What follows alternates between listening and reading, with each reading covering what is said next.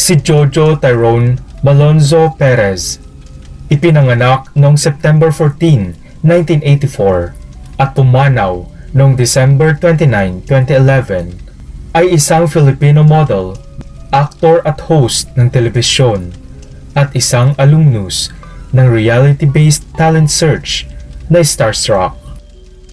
Ang paglalakbay ni Tyrone Perez patungo sa spotlight ay nag-umpisa sa talent search na Starstruck ng GMA Network. Mabilis na naging kilalang mukha si Tyrone sa pelikula at telebisyon sa Pilipinas. Hinangaan din siya dahil sa kanyang dedikasyon at husay sa pag-arte. Si Tyrone Perez ay masasabing higit pa sa isang maningning na bituin sa kanyang panahon dahil naging inspirasyon din siya sa marami na naghahangad na matupad ang kanilang pangarap at maiahon sa kahirapan ang kanilang pamilya. Subalit sa hindi inaasahan, isang trahedya ang sanhi ng biglaang pamamaalam sa isang sumisikat na bituin.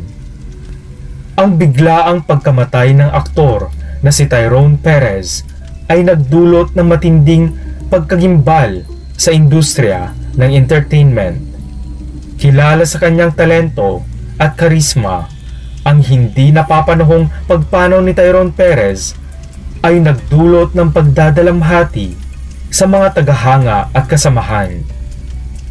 Ating tuklasin at siyasatin ang mga pangyayari sa kanyang kahindik-hindik na pagpanaw at ang epekto nito sa mga nakakakilala sa kanya.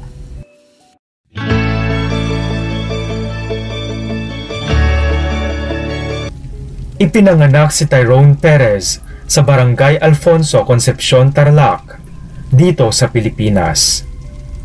Lumaki siyang anak ng magsasaka sa kanyang sariling bayan na ang mga palayan ang kanyang nagsilbing palaruan. Siya ang pinakabata sa 6 na anak. Si Tyrone at ang kanyang ama ay sumasabay sa pagsikat ng araw. Kwento ni Tyrone na huminto sa kanyang kursong Fine Arts Studies noong siya ay freshman sa Bulacan State University nang sumali siya sa Star Search ng GMA na Starstruck First Batch kasama sina Mark Heras at Jeneline Mercado noong 2003, ngunit na-eliminate siya sa ika-6 na linggo ng kompetisyon. Doon sa ibabaw ng kalabaw, nangarap si Tyrone na makasama sa mundo ng showbiz. Ini-imagine niya noon ang kanyang sarili na umaarte kasama si Kris Aquino, ang crush at idol niya. Hanggang noong nag-high school siya sa Benigno Aquino National High School, sila ng tatay niya ay ginagatasan ang kanilang mga kalabaw sa umaga para ibenta ang gatas at kung minsan natutulog sila sa gitna ng palayan kapag kailangan nilang magdilig ng mga punla. Bago sumali sa Starstruck, naging miyembro muna si Tyrone ng late night variety show na Master Showman Presents Walang Tulugan ni Kuya Germs. At bilang bahagi ng nasabing late night show, ay miyembro si Tyrone ng isang teen group na nagtatanghal linggo-linggo na tinawag na MSP Teen Stars. Ginampanan din ni Tyrone ang isang role sa seryeng Bakekang sa GMA Network. Ang huling paglabas ni Tyrone sa TV ay ang December 3 episode ng Maala-ala Mo Kaya, kung saan ginampanan niya ang love interest ng karakter ni EJ Falcon. Dahil sa pagkamatay noon ng kanyang manager na si Douglas Quijano, inamin ni Tyrone na humina ang kanyang career at wala siyang naging trabaho sa loob ng 6 na buwan. Ngunit noong June 2010, pinangunahan ni Jerry Lopez Seneneng ang kanyang pagpasok sa ABS-CBN at pagkatapos ng pakikipag-usap kina Malu Santos at Johnny Manahan. Formal nang pumirma si Tyrone Perez sa talent management arm ng network, ang Star Magic. At ito ang simula ng kanyang pagiging opisyal na certified kapamilya. Itinuring naman ni Tyrone ang kanyang papel sa Being Gary bilang isa sa pinakamalaking role na ginampanan niya sa panahong iyon. At ang seryeng Momay naman bilang kanyang pinakamalaking break sa telebisyon ayon sa kanya. Sa kasagsagan noon ng kanyang bagong karera ay pinakasalan ni Tyrone ang noon ay matagal na niyang kasintahan. Ngunit ang tanong ng marami, ano nga ba ang tunay na nangyari kay Tyrone Perez? Maraming tagahanga ang humingi ng kumpirmasyon at impormasyon tungkol sa pagpanaw ni Tyrone Perez. Kinumpirma ng mga opisyal na mapagkukunan ng impormasyon na si Tyrone nga ay pumanaw na at nilinaw nila ang unang pagkalito at maling impormasyon na kumalat sa oras na iyon. Ang pagdagsa ng mga tanong tungkol sa kanyang pagkamatay ay isang malinaw na pagpapahiwatig ng kanyang epekto sa kanyang mga tagahanga, kaibigan at mga katrabaho sa entertainment industry at ang kanilang sama-samang pagnanais para sa kalinawan tungkol sa mga pangyayari at tunay na kaganapan na bumabalot sa kanyang maaga at biglaang pagpanaw. Sa edad na 26, sa kalagitnaan ng muli sanang pagbulusok ng kanyang magandang karera, paano nga ba naganap ang biglaang pagpanaw ni Tyrone Perez na gumimbal sa mundo ng showbiz at sa mundo ng mga taong nagmamahal sa kanya? Noong gabi ng Huwebes, December 29, 2011, natagpuang wala ng buhay si Tyrone Perez sa Barangay Ugong, Valenzuela City, sa likurang upuan ng isang itim na Toyota Altis na pinaniniwala ang pag-aari ng kanyang asawang si Liv Espino. Nakaparada ang itim na Toyota Altis ni Tyrone sa service road ng North Luzon Expressway simula Huwebes ng umaga around 8 a.m. habang tumutunog pa rin ang makina at nanatiling naka-on ang air conditioning system ng sasakyan. Sa oras na iyon ay ikinukubli ng mga tinted na bintana ang sakit na dinadamdam ni Tyrone sa loob nito. Nauna nang napansin ng mga kalapit na residente ang sasakyan, ngunit itinuring itong ordinaryong tanawin.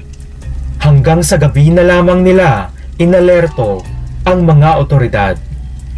Ayon kay Senior Superintendent Wilben Mayor, namatay ang kapamilya aktor dahil sa tama ng bala sa kanang bahagi ng kanyang ulo mula sa kalibre .22 na baril na natagpuan sa tabi ng kanyang walang buhay na katawan. Bagamat natukoy sa mga inisyal na ulat na pagkitil sa sariling buhay ang sanhi ng kanyang kamatayan, sinabi ni Police Senior Superintendent Wilben Mayor ng Valenzuela Police Department sa ABS-CBN News, ang bagong home network noon ni Tyrone Perez, na nagpapatuloy pa rin ang mga investigasyon nila sa oras na iyon. Batay nga sa inisyal na investigasyon, pinaniniwala ang nagpakamatay si Tyrone, ngunit hindi pa rin binabaliwala ng mga otoridad ang posibilidad ng foul play. Sa ulat ng ABS-CBNnews.com, nanunuluyan si Tyrone Perez sa bahay ng kanyang kaibigang si Priscilla Salazar sa Valenzuela, malapit sa lugar ng kanyang kamatayan, dahil di umano ay nagkakaproblema sila ng kanyang asawang si Liv. Sa naturang panayam ng ABS-CBN News, Nabanggit ni Priscilla Salazar na naikwento daw sa kanya ni Tyrone na may problema siya pero hindi niya masyadong dinidetalye dahil hindi daw talaga ito masyadong madaldal. Ayon kay Priscilla Salazar. Samantala, inamin naman ng misis ni Tyrone Perez na si Liv na nagkakaproblema sila ni Tyrone ilang araw matapos itong dumating sa bansa at idinagdag na normal lang ito sa anumang relasyon. Ngunit hindi niya inaasahan na hahantong ito sa ganito. Matatandaan na nag-tweet noon si Liv tungkol sa kanyang kotse na ninakaw mula sa kanya noong December 20 ng taong iyon. Ayon sa tweet nito, "Ang kotse ko ay ninakaw.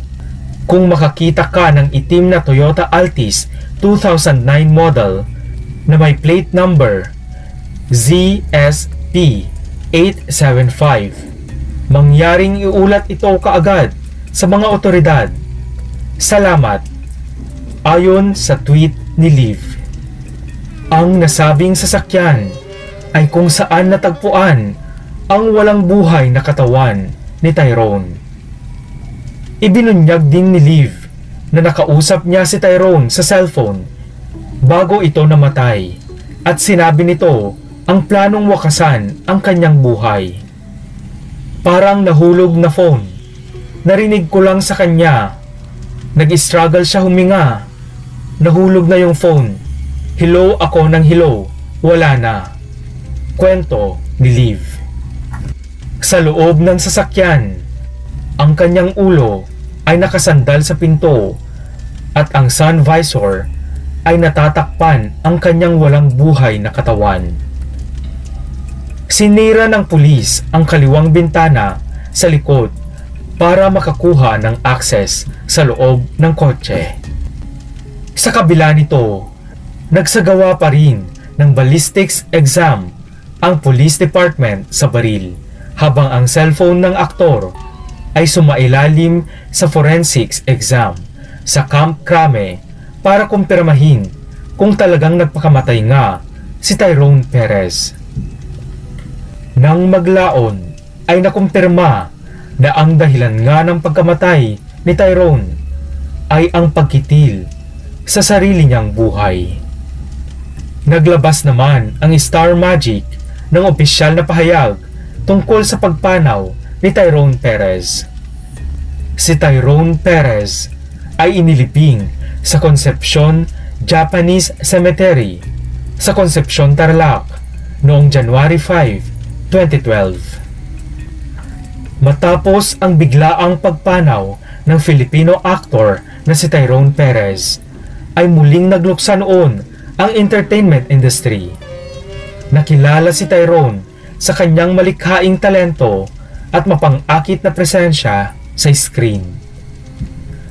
Ang kanyang pagkamatay ay nagdulot ng kaguluhan sa publiko at sa kanyang mga tagahanga na naging sanhi ng paghahanap para sa kanyang obituary. Ang mga iniwang alaala ni Tyrone Perez ay higit pa sa kanyang trabaho sa screen.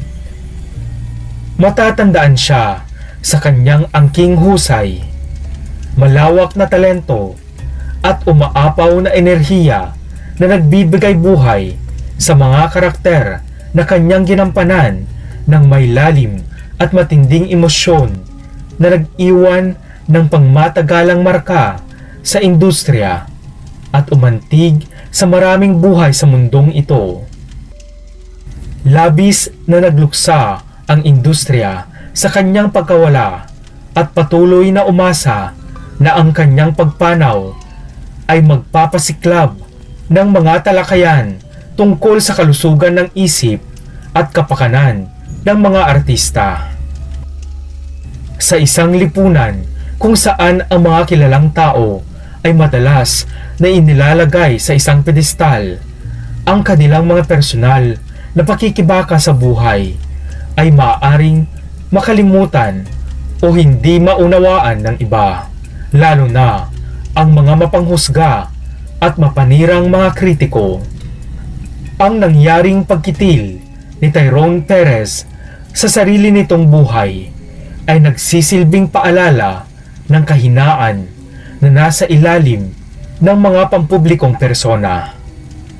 Ang kanyang pagkamatay ay hindi lamang isang kwento tungkol sa kanyang pagtatapos ng buhay, kundi isang komentaryo din sa mga issue sa kalusugan ng isip at mga panggigipit na maaring harapin ng mga tao sa industriya ng entertainment.